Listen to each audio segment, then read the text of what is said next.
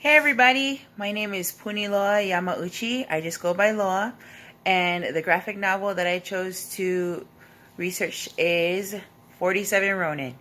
Here we go. The creative team behind 47 Ronin includes writer Mike Richardson. He's the founder of Dark Horse Comics, which is the third largest publisher of comics in the United States. The artist behind 47 Ronin is Stan Sakai, who was born in Japan. Stan is the recipient of several Eisner Awards for his storytelling and hand lettering. Last, we have Kazuo Koike, who was the editorial consultant for 47 Ronin. He is a Japanese author of manga works such as Samurai Executioner and Lady Snowblood. It should come as no surprise that Dark Horse Comics is the publisher behind 47 Ronin, which is 133 pages in length. 47 Ronin is a graphic novel. It's genuine, which means that it's a book-length comic that tells a single story from beginning to end. After doing a little bit of research on this particular graphic novel, I found out that I had work that was created by three masters in the comic book industry. 47 Ronin fits our three-act model structure in that the first and third acts are 30 pages apiece, and the second act is about 70 pages, totaling 133 pages.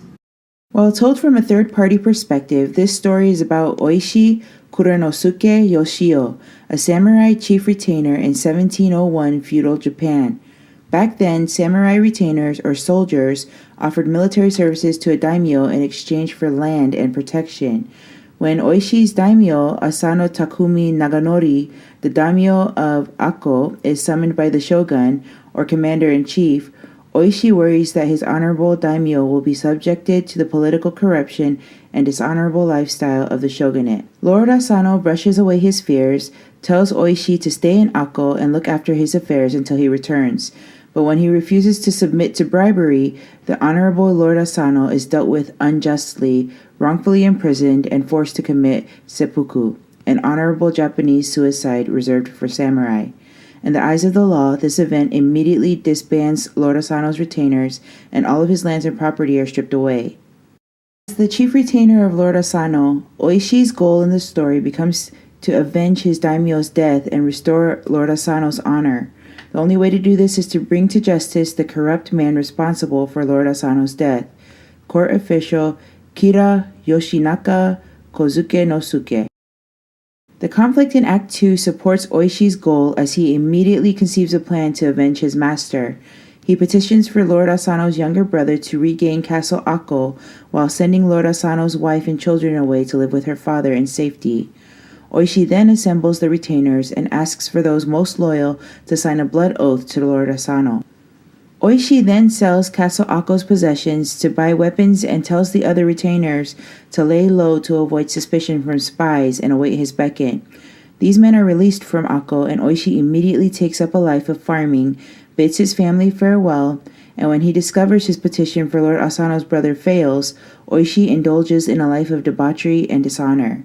He's called out by other samurai and shames his own family, all in order to carry out his plan to trick Kira into believing he is safe from retaliation.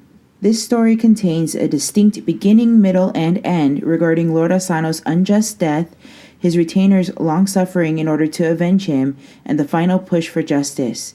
The end is satisfactory in that 47 masterless samurai, also known as Ronin in Japanese, decided to honor their loyalty to Lord Asano and achieved their goal.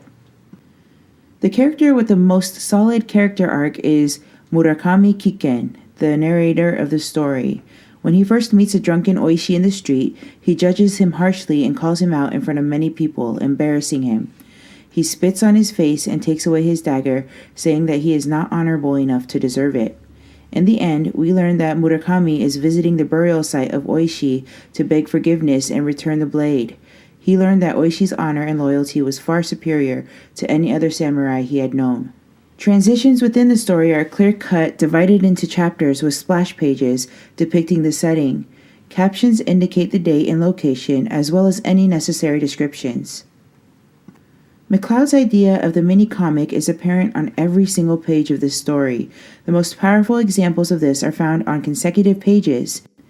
The first is when Lord Asano accepts his death sentence with dignity and pauses only to reflect on a conversation he had with his daughter about the cherry blossom seed and personal growth.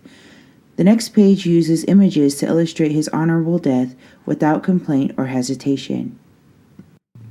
Directional flow is also evident throughout 47 Ronin, as indicated on these consecutive pages, where the final panel on the left page shows a character exiting to the right, automatically drawing our eyes to the following page. The final panel on this page shows Oishi with an open gesture towards the loyal retainers that spill out of the panel towards the right, urging readers to turn the page. One final example of directional flow appears when Oishi's son, Chikara, tries to distract a spy by throwing stones at him.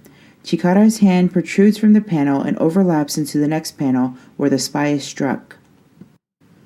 Without hesitation, I would recommend 47 Ronin to my classmates for its masterful examples of everything we learned in class this month. This graphic novel is the textbook definition of what we should do in comics. I would also recommend this book to my friends for its heartfelt story, as well as its portrayal of the immense significance that honor and loyalty play in Japanese culture. Accompanying the main plot were powerful themes and smaller plots that help to create a well-rounded story that many perspectives can appreciate. One last observation I noticed was the use of Bollywood's 22 panels that always work, most notably the use of big head and over the shoulder. One fun fact I wanted to mention is that 47 Ronin is based on a true story. Here we have listed the 47 samurai that fought for Lord Asano. Thank you for your time.